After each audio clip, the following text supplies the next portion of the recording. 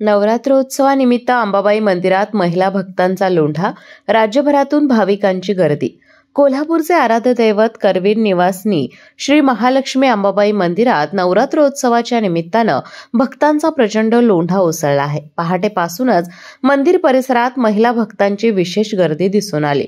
विविध भागांमधून आलेल्या महिलांनी पारंपरिक पोशाख घालून हातात नारळ, फुले, आरतीचे ताट घेऊन देवीच्या दर्शनासाठी रांगेत उभे राहत भाविकतेनं दर्शन घेतलं. यावेळी जय देवी जय अंबेच्या घोषणांनी मंदिर परिसर दुमदुमून गेला. नवरात्राच्या पार्श्वभूमीवर दररोज देवीच्या विशेष पूजा, अभिषेक, आरत्या आणि अलंकारिक सजावट केली जात आहे. देवीच्या मूर्तीवर करण्यात येणारी रत्नजडित आणि पारंपरिक अलंकाराची सजावट भाविकांचं मुख्य आकर्षण ठरते. दर्शनासाठी केवळ कोल्हापूर जिल्ह्यातूनच नव्हे तर महाराष्ट्रातील विविध जिल्ह्यातून आणि इतर राज्यातून आलेल्या भाविकांची प्रचंड गर्दी दिसून येते.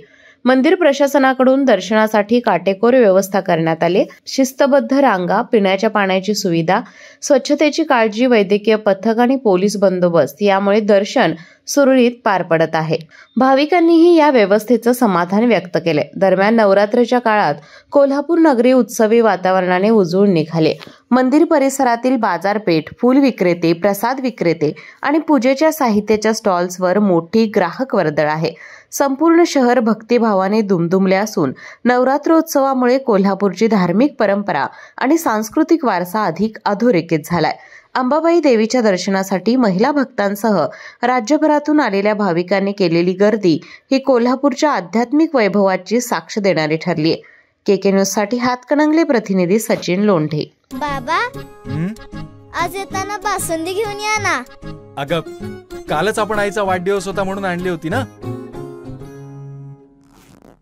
ऐकलं, गोकुळची बासुंदी पुन्हा खावीशी वाटतेय. खरं सांगू, मलाही खावीशी वाटतेय.